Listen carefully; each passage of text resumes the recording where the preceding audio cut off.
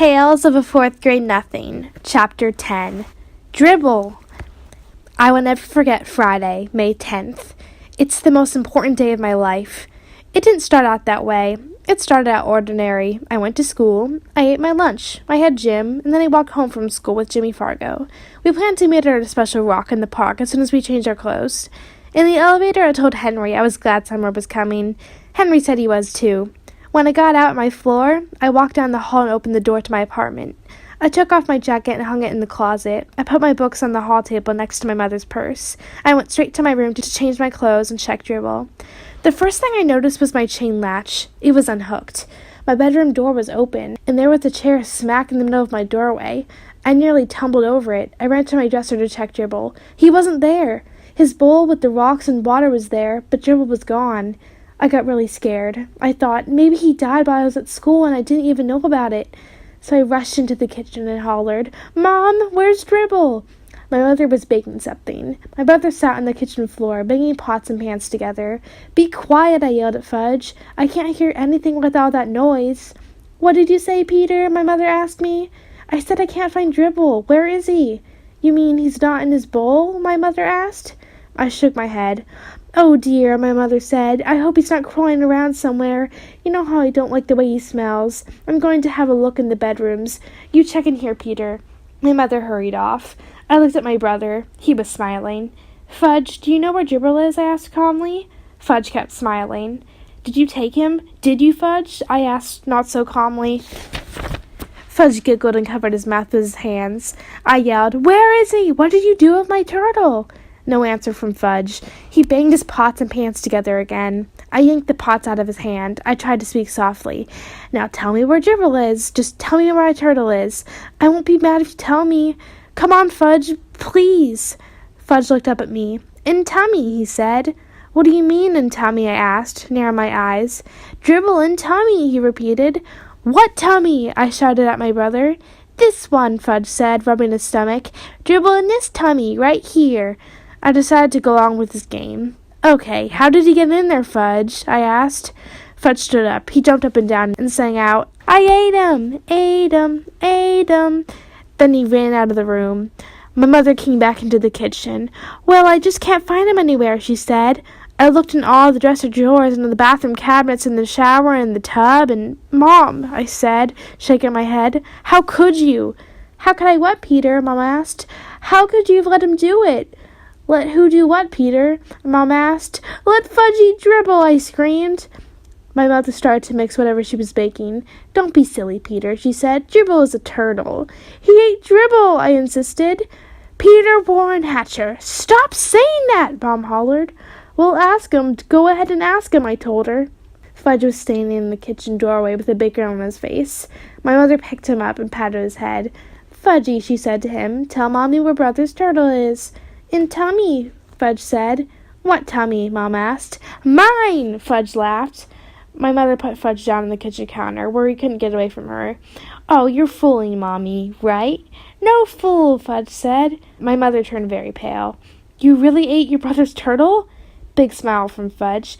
"You mean that you put him in your mouth and chewed him up, like this?" Mom made believe she was chewing.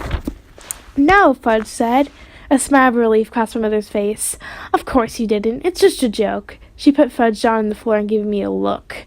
Fudge babbled, "No chew, no chew. Gulp, gulp, all gone turtle, down Fudge's tummy." Me and my mother stared at Fudge. "You didn't," Mom said. "Did so," Fudge said. "No," Mom shouted. "Yes," Fudge shouted back. "Yes?" Mom asked weakly, holding onto a chair with both hands. "Yes," Fudge beamed. My mother moaned and picked up my brother. "Oh no, my angel, my precious little baby. Oh no!" My mother didn't stop to think about my turtle. She didn't even give Dribble a thought. She didn't even stop to wonder how my turtle liked being swallowed by my brother. She ran to the phone with Fudge tucked under one arm. I followed. Mom dialed the operator and cried, "Oh, help! This is an emergency. My baby ate a turtle. Stop that laughing!" My mother told the operator, "Send an ambulance right away, 25 West 68th Street. Mom hung up. She didn't look too well. Tears were running down her face. She put Fudge down on the floor. I couldn't understand why she was so upset. Fudge seemed just fine. "Help me, Peter," Mom begged. "Get me blankets." I ran into my brother's room. I grabbed 2 blankets from Fudge's bed. He was following me around with that silly grin on his face. I felt like giving him a pinch. How could he stand there looking so happy when he had my turtle inside of him? I delivered the blankets to my mother. She wrapped Fudge up in them and ran to the front door. I followed and grabbed her purse from the hall table. I figured she'd be glad I thought of that. Out in the hall, I pressed the elevator buzzer. We had to wait a few minutes. Mom paced up and down in front of the elevator. Fudge was cradled in her arms. He sucked his fingers and made that slurpy noise I like, but all I could think of was dribble. Finally, the elevator got to our floor. There were 3 people on it besides Henry. "This is an emergency," Mom wailed. "The ambulance is waiting downstairs. Please hurry." "Yes, Mrs. Hatcher, of course," Henry said. "I'll run her down just as fast as I can. No other stops." Someone poked me in the back. I turned around. It was Mrs. Rudder. "What's the matter?" she whispered. "It's my brother," I whispered back. "He ate my turtle." Mrs. Rudder whispered that to the man next to her, and he whispered it to the lady next to him, who whispered it to Henry. I faced front and pretended I didn't hear anything. My mother turned around with Fudge in her arms and said, "That's not funny at all." But Fudge said, "Funny, funny, funny, Fudgy." Everybody laughed. Everybody except my mother. The elevator door opened. 2 men dressed in white were waiting with a stretcher. "This the baby?" one of them asked. Yes, it is," Mom sobbed.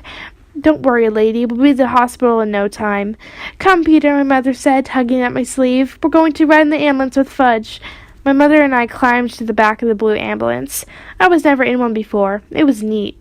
Fudge kneeled and a cot peered out through the window. He waved at the crowd of people that had gathered on the sidewalk. One of the attendants sat back in with us. The other one was driving. "What seems to be the trouble, lady?" the attendant asked. "This kid looks pretty healthy to me." "He swallowed a turtle," my mother whispered. "He did what?" the attendant asked. "Ate my turtle, that's what," I told him. My mother covered her face with her hanky and started to cry again. "Hey, Joe," the attendant called to the driver. "Make it snappy. This one swallowed a turtle." "That's not funny," Mom insisted. I didn't think so either, considering it was my turtle. We arrived at the back door of the hospital. Fudge was whisked away by 2 nurses. My mother ran after him. "You wait here, young man," another nurse called to me, pointing to a bench. I sat down on the hard wooden bench. I didn't have anything to do. There weren't any books or magazines spread out like when I go to Dr. Cohn's office. So I watched the clock and read all the signs on the walls. I found out I was in the emergency section of the hospital. After a while, the nurse came back. She gave me some paper and crayons. "Here you are. Be a good boy and draw some pictures. Your mother will be out soon." I wonder if she knew about dribble, and that's why she was trying to be nice to me.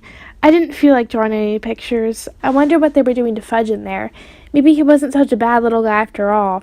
I remember that Jimmy Fargo's little cousin once swallowed the most valuable rock from Jimmy's collection, and my mother told me that when I was a little kid I swallowed a quarter. Still, a quarter's not like a turtle. I watched the clock on the wall for 1 hour and 10 minutes. Then the door opened, and my mother stepped out with Dr. Cohn. I was surprised to see him. I didn't know he worked in the hospital. "Hello, Peter," he said. "Hello, Dr. Cohn. Did you get my turtle?" "Not yet, Peter," he said, "but I do have something to show you. Here are some x-rays of your brother."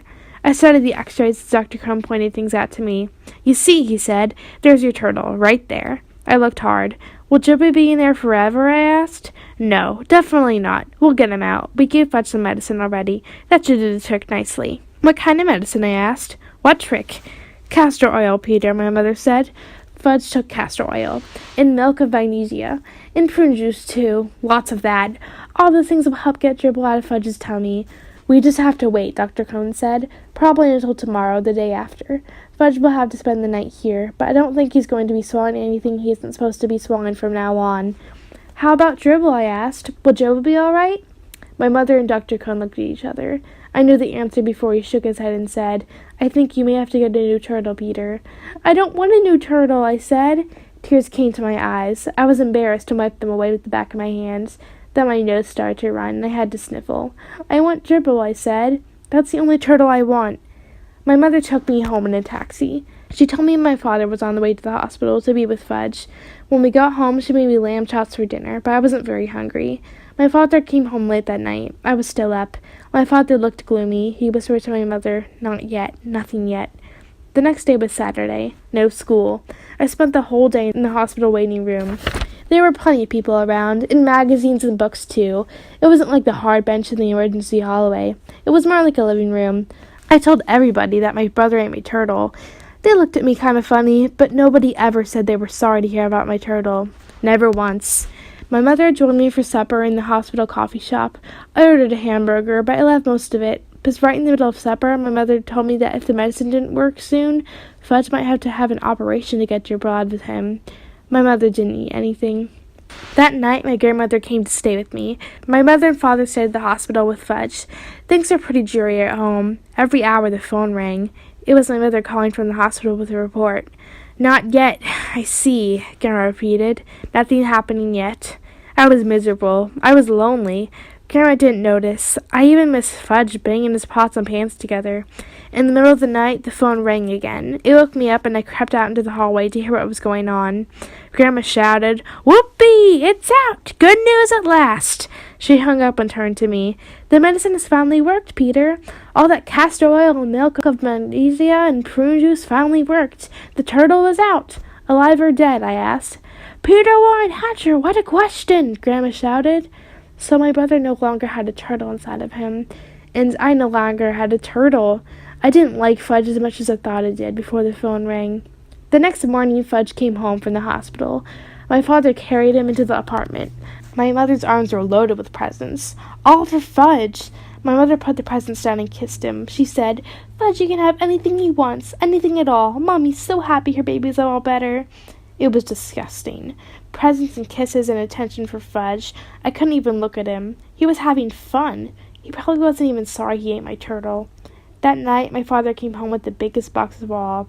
It wasn't wrapped up or anything, but I knew it was another present. I turned away from my father. "Peter," he said, "this box is a surprise for you." "Well, I don't want another turtle," I said. "Don't you think you can make me feel better with another turtle? 'Cause you can't." "Who said anything about a turtle, son?" Dad asked. "You see, Peter, your mother and I think you've been a good sport about the whole situation. After all, Dribble was your pet." I looked up. Could I be hearing right? Did they really remember about me and Dribble? I put my hand inside the box. I felt something warm and soft and furry. I knew it was a dog, but I pretended to be surprised when he jumped out on my lap and licked me. Fudge cried, "Oh, doggy! See, doggy!" He ran right over and grabbed my dog's tail. "Fudge," my father said, taking him away, "this is your brother's dog. Maybe someday you'll have a dog of your own, but this one belongs to Peter. Do you understand?" Fudge nodded. "Peter's dog." "That's right," my father said. "Peter's dog." Then he turned to me. "And just to be sure, son," he said, "we got a dog that's going to grow quite big. Much too big for your brother to swallow." We all laughed. My dog was neat. I named him Turtle, to remind me.